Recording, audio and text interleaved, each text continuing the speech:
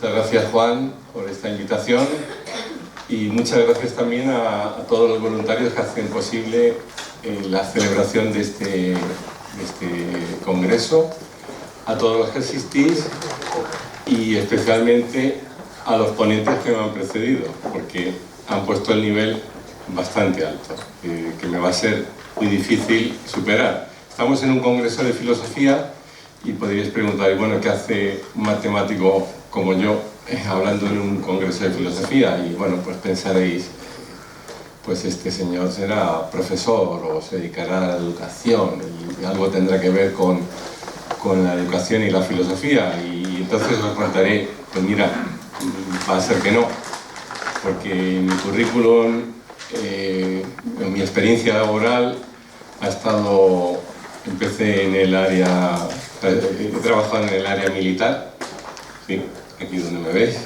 también en el área de la electrónica, una fábrica haciendo pues placas como estas que están aquí abajo, en el área de la logística, en el área de la aviónica, la informática, por supuesto, recientemente sobre todo en internet, y lo último que me dedico es al mundo financiero. O sea, de filosofía aparentemente poco, ¿no? Pero yo creo que lo importante, y el mensaje que quería daros hoy, la importancia de la filosofía en todos estos avances, en todas estas nuevas tecnologías que están tan presentes en el mundo actual. Cuando hablamos de progreso, bueno, la etimología de esta palabra realmente significa en griego pues ir hacia adelante, marchar hacia adelante. Progreso no es algo intrínsecamente bueno ni malo, es simplemente ir hacia adelante. Quizás se ha contaminado un poco por el sentido la ciencia positivista, que piensa que el avance nunca va a parar y que siempre va a ser hacia adelante y nunca hay idas y venidas, como vemos en el mundo de la historia. Pero lo mismo podríamos decir de la tecnología, que no es ni buena ni mala, que es neutral. De esto estuvimos hablando esta mañana. Y dentro de esta tecnología que se ha implantado en nuestra sociedad actual, hay dos tipos de tecnologías que están cambiando realmente nuestra vida. En primer lugar, la biotecnología, todos los avances médicos, biológicos, todas esas investigaciones que están haciendo acerca de mejorar la calidad de la vida humana y sobre todo de alargarla o de hacerla, incluso hay algunos científicos que piensan que se puede hacer la vida eterna, ¿no? Conseguir esa eternidad, porque desde un punto de vista materialista la gente se da cuenta que la vida es finita y que en un momento dado terminará, y bueno, es una especie de rebeldía con esta idea, es tratar de alargar esa vida. Bueno, ya sería muy osado por mi parte querer hablar hoy de biotecnología, porque ya no es mi campo, pero del otro aspecto tecnológico que ha cambiado radicalmente en nuestra vida, de ese sí que voy a hablar, que es los cambios en la tecnología de la información. Tecnología de información es lo que conocemos más vulgarmente como Internet y todo lo asociado al mundo de Internet, redes sociales, etcétera, etcétera. Y de esto sí que pues tengo algo más de conocimiento, y como ha mencionado Omar, pues he escrito bastantes artículos divulgativos sobre el tema, porque es un tema que me apasiona. Entonces lo que voy a hacer en esta ponencia de hoy, voy a tratar de mostraros 4 casos prácticos o 4 ejemplos en los que esa irrupción de la tecnología en nuestra vida pues ha tenido un impacto, podríamos decir a veces negativo, podríamos decir a veces positivo, y quizás en 2 de ellos claramente va a haber como una especie de conflicto en el que no sabemos todavía resolver si la tecnología nos puede proporcionar valores o no, o nos está conduciendo cada vez más a la deshumanización. Siguiendo un poco a Platón, lo que quería redundar con todo esto es darnos cuenta o tomar conciencia de que el uso y el abuso de estas tecnologías no son necesariamente lo que o sea, que no es realmente lo que nos va a cambiar la vida, sino que lo que nos cambia la vida es la postura ética, la postura filosófica que tengamos ante ellas. Y para eso es muy bueno, decía, que me he cortado, siguiendo a Platón, pues seguir el modelo de que al final, como Platón proponía en la República, si los filósofos tienen que ser los que gobiernen la polis, la ciudad, pues yo creo que también deben ser filósofos los que sean los que investiguen, los que traigan los nuevos descubrimientos científicos. Deben ser filósofos, deben tener unos principios éticos muy válidos, muy fuertes, porque si no, esto se nos va a desmadrar enormemente. Entonces, como os he comentado, voy a hablar de estos 4 casos prácticos que espero, mi finalidad es haceros pensar y es haceros reflexionar y es hacer que os deis cuenta de cómo la tecnología no es algo ajeno a la ética y no es algo ajeno al mundo moderno actual, sino que la ética está cada vez más presente en nuestra vida. En primer lugar, una de las típicas críticas que se hacen, y empiezo por lo negativo para acabar en lo positivo, una de las típicas críticas hacia la tecnología, como os he dicho, es la deshumanización, es sobre todo esa obsesión por estar siempre ocupados, por estar siempre metidos con la mente realizando algo y requiriendo una inmediatez y requiriendo que todo ocurra en el momento. Efectivamente, las tecnologías nos han permitido comunicarnos de forma inmediata y de forma instantánea, no solamente con la gente que tenemos cerca, sino con gente que vive al otro extremo del planeta o incluso hasta fuera de nuestro sistema, de nuestro planeta, de nuestro sistema solar. Todavía no tenemos constancia de esa comunicación, pero seguramente pronto, posiblemente la pueda haber. Entonces, esta comunicación es inmediata. Escribimos un correo electrónico, mandamos un WhatsApp, inmediatamente está en el otro lugar del mundo. Esta facilidad que nos da la tecnología hace que perdamos la paciencia y que creamos que todo en el mundo tiene que ser inmediato y que todo el mundo tiene que actuar inmediatamente sin pensarlo, sin reflexionar. Entonces ahí estamos perdiendo por esa urgencia, por ese sentirse que estamos siempre haciendo algo, yo qué sé, escribiendo WhatsApp o borrando de nuestra bandeja de entrada los correos, haciendo me gusta en mi Facebook, mandando los selfies continuamente a otra gente. No podemos estar sin hacer nada porque entonces nos parece que dejaríamos de existir.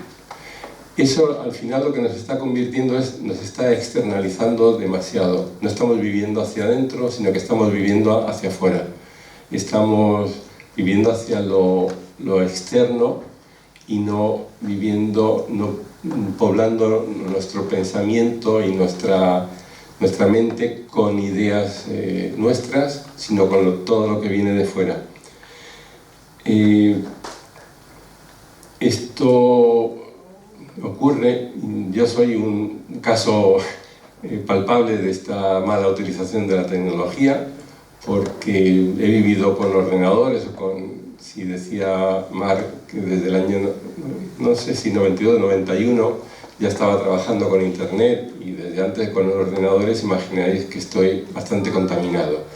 Y estoy contaminado y esto se traduce también en mi vida diaria. Cuando me levanto por la mañana y me lavo los dientes, me parece que es un ejercicio demasiado trivial y que pierdo el tiempo, porque podría estar haciendo otra cosa mientras me lavo los dientes. Entonces, lo que hago es, mientras me lavo los dientes, me pongo a ordenar mi cajón, con, no sé, con los calcetines, y estoy ahí porque lo puedo hacer las dos cosas al mismo tiempo, pero no es suficiente esto tampoco, y entonces me pongo a escuchar las noticias. Y pongo la radio y entonces así ya me voy enterando de lo que ha pasado en el día, mientras estoy lavándome los dientes y seguramente que alguna otra maldad se me ocurrirá para hacer también al mismo tiempo. Esto que os parece muy cómico, y a mí también, es un síntoma de lo que nos está ocurriendo. Todos estamos ahora haciendo muchas cosas al mismo tiempo.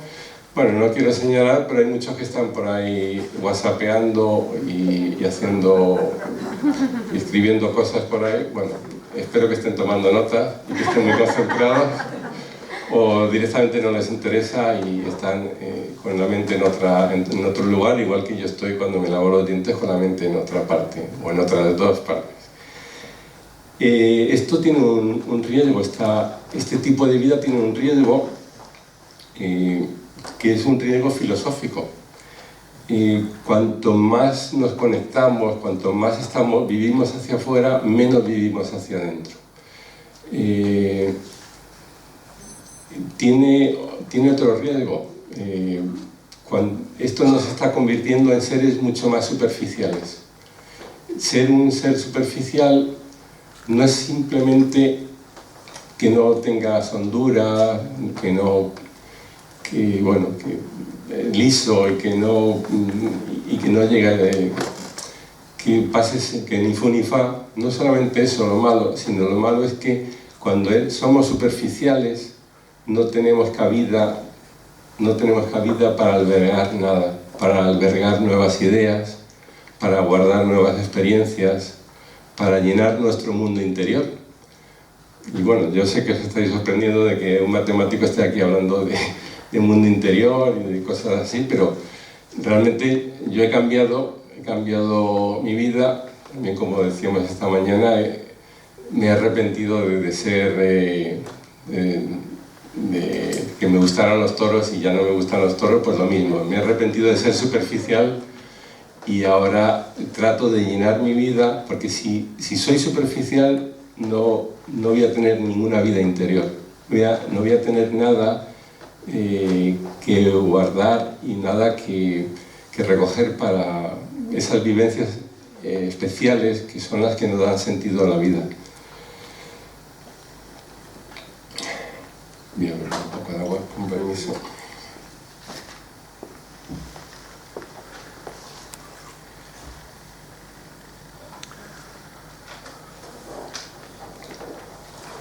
En definitiva,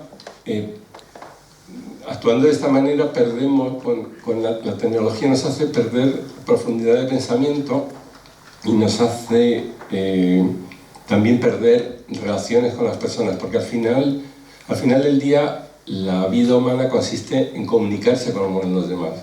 Y esta mañana también lo han dicho quienes me han precedido,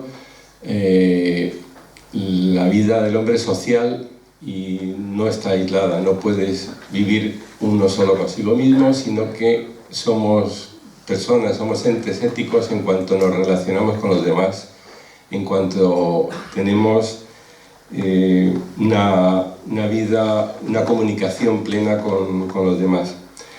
Y esto nos ocurre también incluso con nuestros hijos. Si nosotros dedicamos todo el tiempo libre que tenemos a hacer cosas que no son realmente humanas, a hacer todo este tipo de procesos de mandar WhatsApp, de estar escribiendo, de llevar las citas, si nos dedicamos a esto, a consultar el móvil continuamente, que dicen los expertos que que lo consultemos unas 150 veces al día, y pocas que me parecen, en definitiva, estamos perdiendo esa capacidad de comunicarnos con los demás.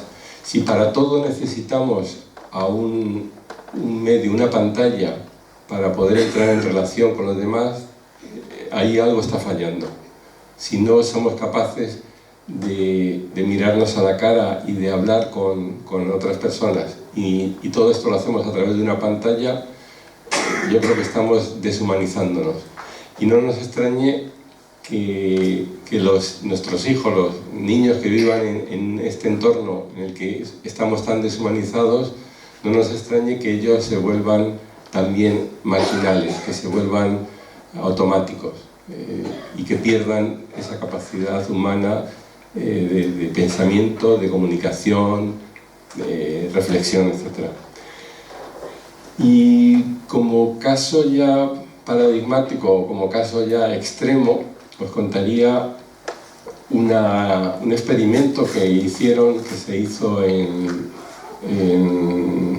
creo que fue en una universidad en Inglaterra, en el Reino Unido.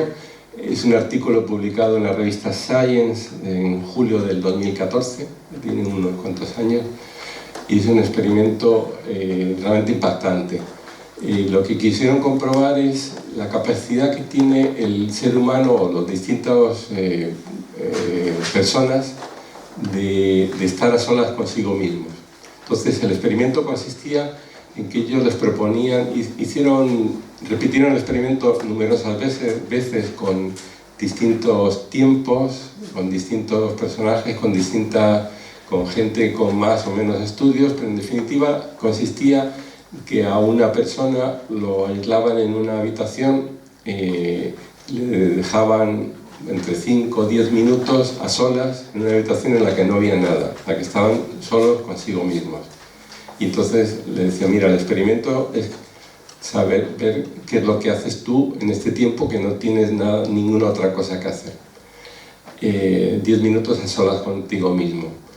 Bueno, al final la gente lo pasaba muy mal y contaba que se había aburrido, o que no lo soportaba, o que era algo que no le gustaba, que necesitaba estar con el móvil, o hacer algo, o leer, o escuchar música, cualquier cosa, ¿no? Entonces se les ocurrió, malvadamente, se les ocurrió decir, bueno, vamos a poner un tipo de actividad a ver si la gente lo hace o no. Ese tipo de actividad era dar una descarga eléctrica. Entonces, pues seguían solas consigo mismo y tenían un aparatito que si tocabas te daba una descarga eléctrica.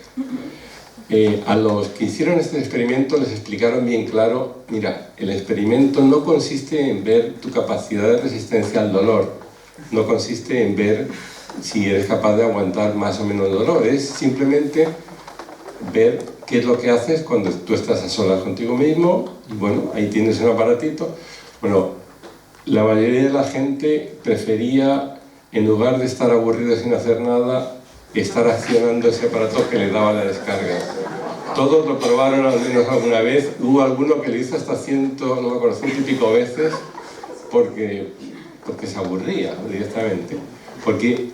Y eso es un poco algo que nos ha traído este vivir hacia afuera, este vivir externamente, nos ha hecho perder esa capacidad de interiorizar y de tener vivencias nuestras propias y nuestro propio mundo interior.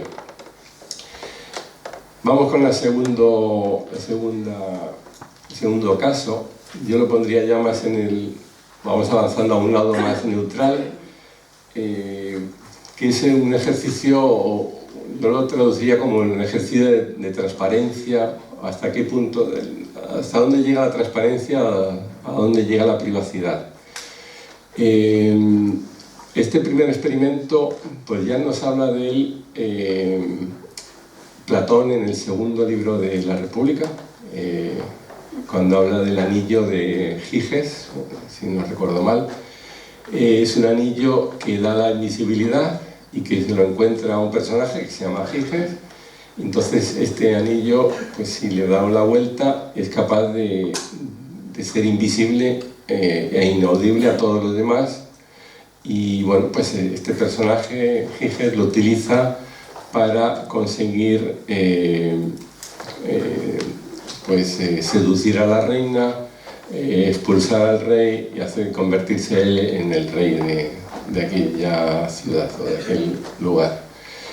Glaucón, que es quien nos cuenta este caso, en definitiva, como conclusión dice, mira, mucho hablar de ética, pero aquí si nadie nos viera seríamos capaces de hacer cualquier cosa.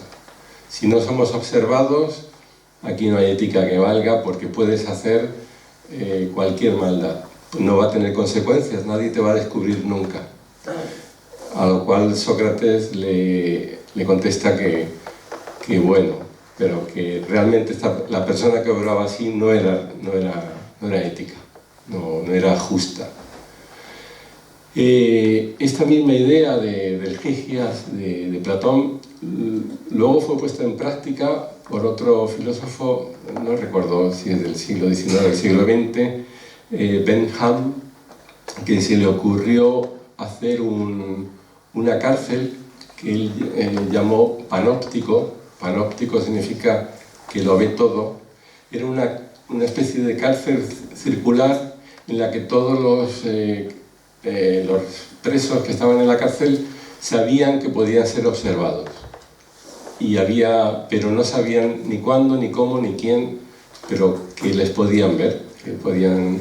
Entonces había pues como una especie de torreta central que veía a todos y que sabía quién se comportaba mal o bien. De esta manera él propuso este tipo de cárcel para ahorrarse guardianes y de todo, porque mira, no hace falta, porque todo el mundo sabe que no va a hacer nada malo porque les estamos observando. Un poco lo mismo que decía Platón en Gigias. ¿Y qué consecuencia tenía esto? Bueno, incluso los mismos carceleros también podían ser observados, porque a lo mejor un carcelero podía aprovecharse de esta situación para hacer cualquier cosa, ¿no? Bueno, pues no son tampoco mitos tan lejanos a nosotros. Hoy en día hay cámaras de seguridad en todos los comercios, en todas las empresas, en todos los grandes almacenes, e incluso en todas las calles, e incluso en China ya, además de que hay cámaras, hay un reconocimiento facial que es capaz de determinar qué persona está en cada sitio y qué es lo que está haciendo en cada momento. Y esto lo han hecho los chinos, no es un cuento chino, esto es verdad, es reciente. La justificación es la misma que hablaba Bentham o Glaucón. La justificación es la misma. Si sabemos que somos observados, no vamos a hacer mal, porque se van a dar cuenta enseguida de que no somos unas personas justas o éticas. Bueno, y ya no solamente estamos hablando de cámaras, sino que incluso aunque estemos dentro de nuestra casa, por medio de la geolocalización esa que tenemos todos en los móviles, y que por cierto saben que estamos ahora todos aquí reunidos, o por medio de los mensajes que mandamos, o por medio de esos aparatos que cada vez empieza a haber más en todos los hogares, el Alexa de Amazon, o los asistentes del Siri de Apple, o el OK Google, o el Cortana de Microsoft. Todas las empresas tienen esa especie de asistente que está continuamente, por ejemplo ese que acaba de sonar ahora. No, es mi OK Google. He dicho OK Google y alguien ha contestado. Esto no estaba preparado, pero es para que os deis cuenta que continuamente nos están escuchando y nos están grabando. Descubrir esto ha sido un shock para mucha gente, pero hay gente que lo defiende, hay gente que piensa, por eso os he hablado que estamos todavía en el lado no tan negativo como al principio. Hay gente que está a favor, otros que están en contra, gente que piensa que es bueno que haya tal transparencia, porque en realidad, si fuéramos éticos, si fuéramos personas justas, no tendríamos nada que esconder, no tendríamos nada de que avergonzarnos. Sin embargo, completamente en el lado opuesto, hay gente que defiende la total privacidad y la no inmersión, que no nos estén espiando continuamente y no lo sepan todo de nosotros, porque eso es meterse en la vida privada. Es un asunto que está todavía sin resolver, y que, bueno, yo creo que estamos mucho más a favor de la privacidad que de esa ética forzada, de ser solamente éticos por el miedo a ser observados, el miedo a ser juzgados. En la famosa banquete que ha mencionado varias veces Juan Manuel, que hemos estado esta tarde hablando, uno de los temas que ha salido era acerca de la recta acción, que hablan en la filosofía del Antiguo Oriente o de India, el obrar no por miedo a una recompensa, por miedo a una consecuencia mala o buscando una recompensa, sino el obrar de manera recta y porque es lo que debe ser, lo justo, ¿no? Vamos a un tercer caso. Este es mucho más conflictivo y está actualmente está muy vigente. Vamos a ver, tenemos un problema. Al año muere, parece que cada año muere como 1.200.000 personas en accidente de tráfico. Es un montón de gente y la mayoría de ellos mueren. Bueno, 1.200.000 personas es mucho más que los que mueren al año en guerras, en terrorismo, en el crimen, es mucho más. O sea, es una auténtica borrada. Y además la causa de la mayoría de estas muertes es por infracciones o por problemas humanos. Por beber con exceso de alcohol o de drogas, por despistarse o por exceso de velocidad. Ahora imaginaros que no condujeran los humanos, sino que condujeran una máquina.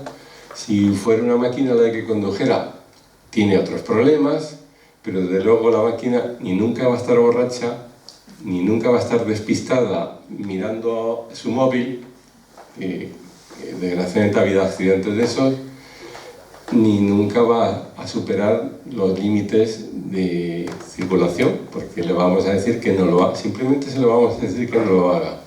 Pero las personas no somos capaces de cumplir siempre las normas. Algunos dirán, es que las normas cambian, yo no me las sé todas, o simplemente porque han tenido un roce, una disputa con otra persona y que decimos que se ha enfadado con alguien, ha puesto su lado emocional. O sea, hay montones de factores que hacen que los seres humanos seamos menos fiables conduciendo que una máquina. Ya he dicho que se está avanzando en el tema de la conducción automática.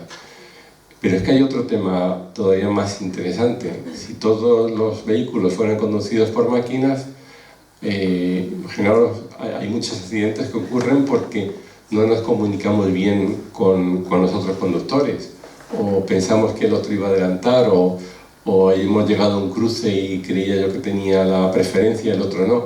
Si todos los vehículos estuvieran controlados por un mismo algoritmo, se comunicarían entre sí y no ocurrirían estos conflictos, porque ya no habría distintos individuos conduciendo, sino una misma entidad que controla el funcionamiento de todos los vehículos que están en la misma carretera. Y así se impediría enormemente la cantidad de accidentes. Se ha calculado que se podría reducir en un 90% la cantidad de accidentes, es decir, salvaríamos 1 millón de vidas. Y sin embargo, no se ha puesto, todavía no están puestos en marcha los vehículos autónomos, los vehículos estos que conducen solos.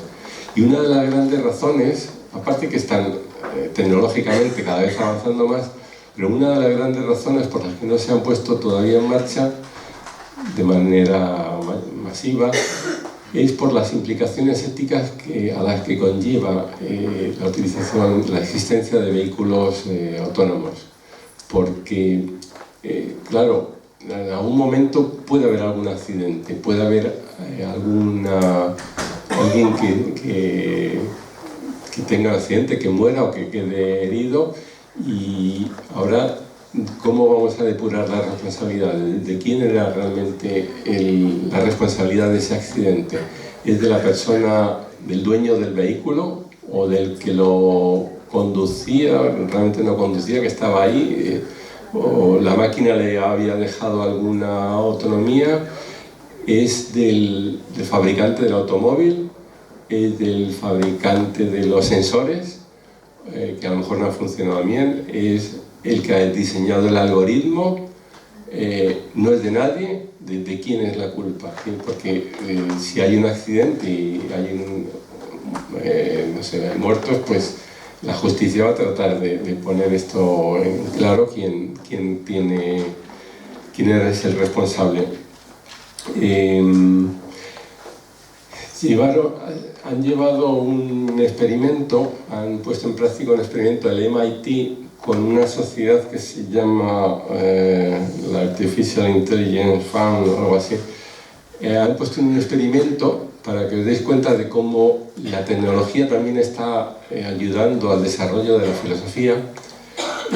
Se ha creado, como decía, un experimento que es el mayor experimento práctico que hay hasta la fecha de ética aplicada, porque crearon una página web y una app. Bueno, decía, crearon una página web en la que a la gente le hacían preguntas de cómo se comportaría ante alguna de las situaciones, ante montones de situaciones distintas. Yo he entrado, creo que ya han respondido más de 5 millones de personas, con lo cual es como decía, el experimento ético mayor que se ha hecho en la historia, con entrevistas o con datos recogidos de 5 millones de personas, y en él se ponían casos en los que a la persona que intervenía se le decía cómo actuaría en caso de que, por ejemplo, fueras en un coche autónomo, y qué es lo que debe hacer ese vehículo si delante tiene a 2 niños que están cruzando la calle. ¿Qué debe hacer el coche en ese momento? Imaginaos, 2 niños se han despistado, han echado a correr, el vehículo se da cuenta y dice, bueno, ¿qué hago? ¿Me llevo por delante a los niños o me tuerzo aquí y me choco contra el muro y mato al conductor? Bueno, hay montones de casos.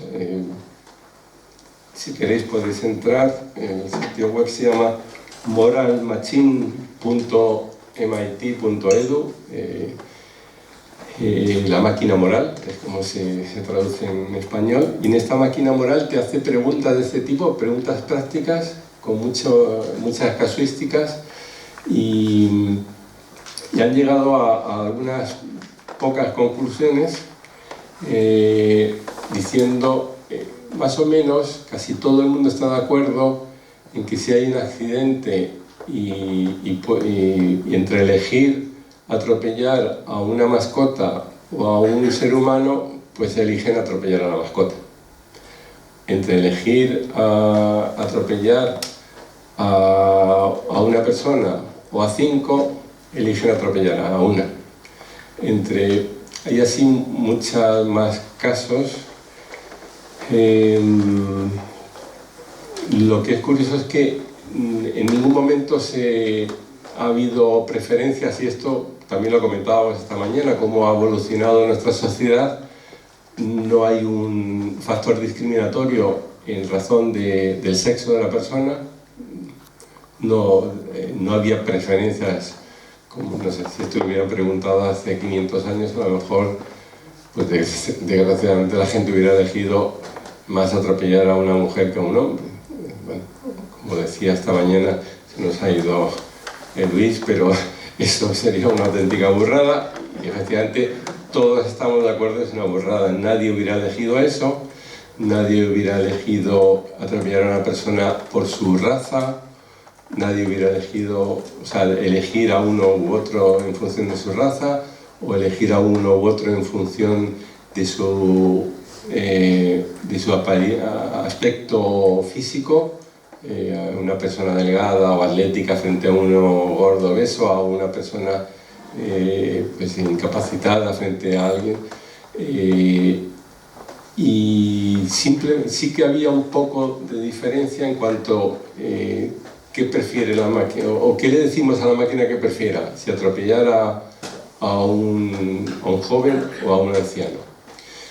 Las diferencias es que para algunas culturas, aunque en general la gente solía inclinarse por el mal menor, que es atropellar al anciano, en algunas culturas, las orientales por ejemplo, los ancianos están mucho más respetados que los niños, entonces elegían atropellar a los niños en lugar de los ancianos. Y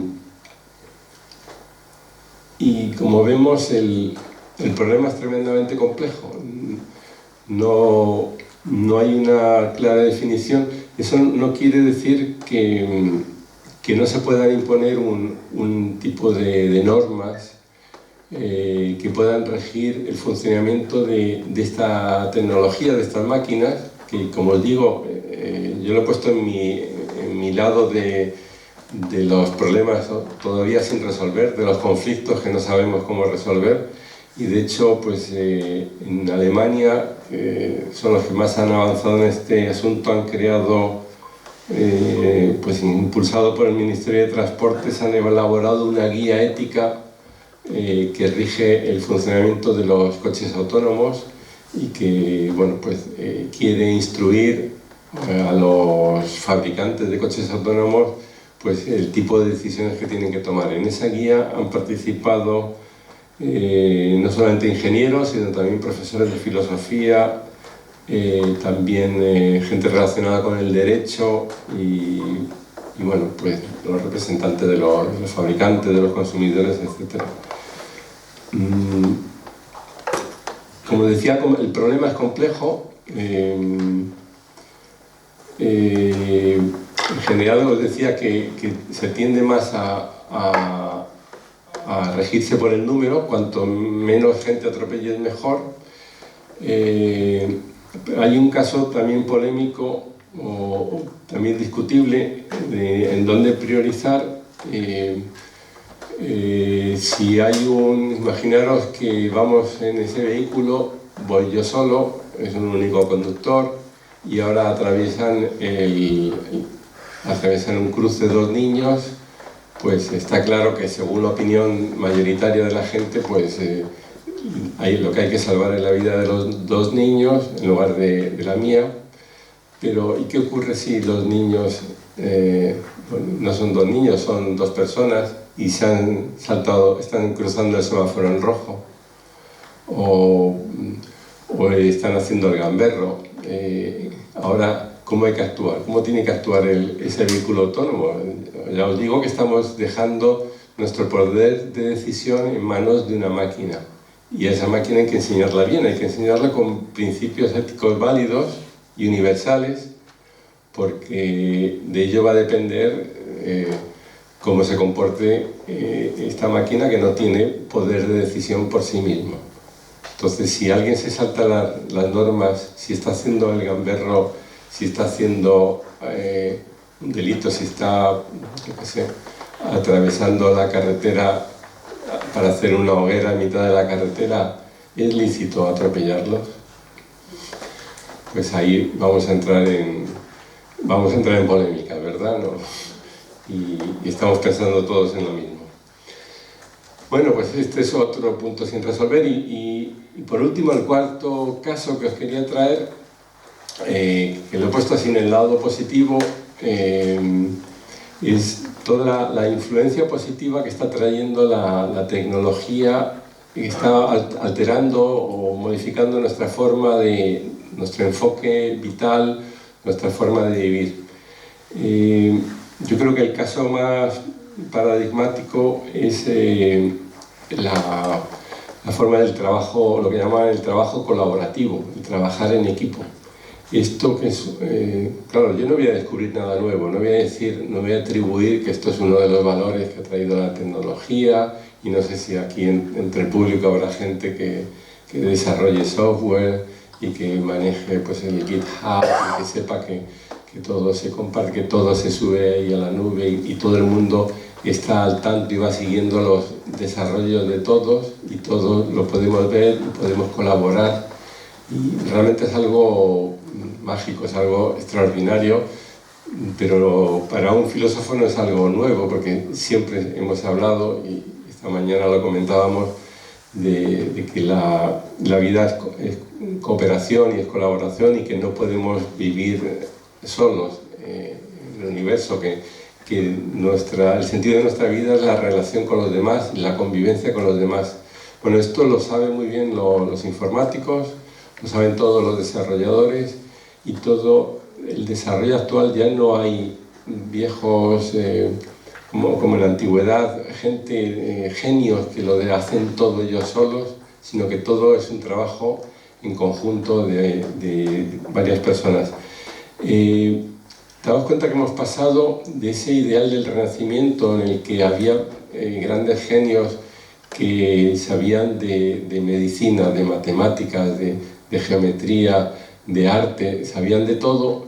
De ahí pasamos al siglo de las ciencias, al desarrollo científico, en los que el conocimiento científico cada vez se fue especializando más, cada vez se fue compartimentando más, y aparecieron la figura de expertos en pequeñas áreas, en pequeños aspectos de distintos conocimientos.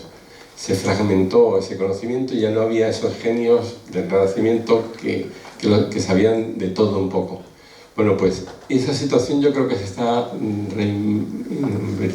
reinvirtiendo, porque ahora ya hay equipos interdisciplinares, ya todo el desarrollo se hace en conjunto, no solamente, como os he mencionado antes, en el área informática, que ya nadie desarrolla solo, sino que todo lo comparte, y que la gente, pues, todo el movimiento que conocéis, a lo mejor habéis oído hablar del software libre, del open source, todo el código abierto, cualquiera lo puede mantener. Además, como todo el mundo colabora, pues es de todos y es gratis y todos lo podemos utilizar. Seguro que muchos de nosotros tenemos software de ese tipo en nuestros ordenadores o en nuestros móviles. Además a esto se ha unido otra idea, que es el trabajo modular, el dividir las tareas en tareas menores, en pequeñas tareas, de manera que cada uno pueda desarrollar una parte y podamos unir todo. O sea, es una especie de volver a ese sentido holístico o general, en los que cada uno hemos contribuido en una parte, o incluso, yo creo que, ya os digo que cualquier desarrollador de software me podría corroborar. Ya nadie en el área del software se critican continuamente: oye, no reinventes la rueda, ¿para qué vas a volver a programar esto? Vete a GitHub y seguro que alguien antes que tú ya ha programado este módulo, te bajas el módulo, lo integras en tu aplicación, y eso es lo que sirve y eso es lo que vale, porque ya está aprobado por mucha más gente antes que tú, no has tenido tú que programarlo todo. Ese trabajo modular también es conocido en el mundo filosófico, ¿no? Es lo que recuerdo un amigo común que tenemos que nos hablaba de la técnica del salchichón. El salchichón no te lo puedes comer entero, pero si vas partiendo rodajita a rodajita, vas dividiendo las tareas complejas en tareas sencillas y pequeñas, al final puedes ir digiriendo ese salchichón. Y además a esto se une todo ese emprendimiento social, toda esa explosión que ha habido con no solamente con las redes sociales, sino con el desarrollar en equipo, desarrollar públicamente, emprender públicamente, ir a una financiación pública, lo que se conoce como el crowdfunding, eso. Gracias, se me olvidaba la palabra. Bueno, un caso paradigmático de esto es el desarrollo de la inteligencia artificial. Siento que no haya podido quedarse Luis, que ha estado hablando esta mañana acerca de la inteligencia moral. Bueno, para mí la inteligencia artificial es el caso perfecto de desarrollo, de este tipo de desarrollo.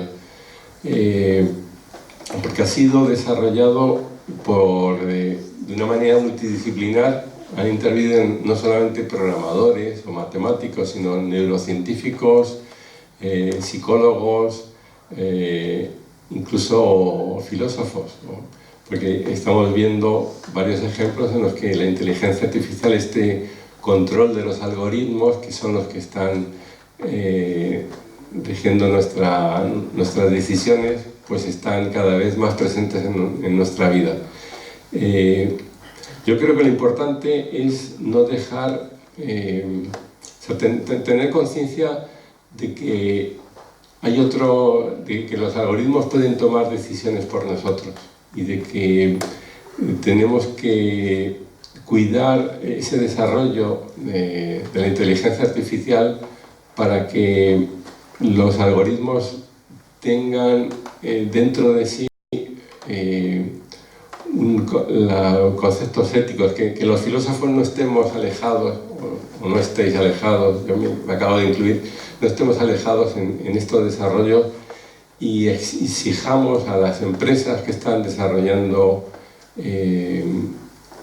algoritmos, a las empresas que están diseñando robots, a las empresas que están diseñando estos asistentes virtuales, les exijamos un comportamiento ético, les exijamos una claridad y transparencia y que nos expliquen claramente cómo se van a comportar esos algoritmos y qué decisiones van a tomar y cómo han llegado a esas conclusiones. Yo creo que nada más, no sé si he sido demasiado corto, demasiado largo. Tenía pensado una frase para terminar, que la filosofía y la ética, especialmente la ética, deben jugar un papel muy destacado para poder orientar los esfuerzos hacia lo que realmente importa, hacia que la tecnología nos haga más humanas y no sea la tecnología la que nos domine a nosotros, sino que nosotros tomemos poder y control de la tecnología. Y nada más. Muchas gracias.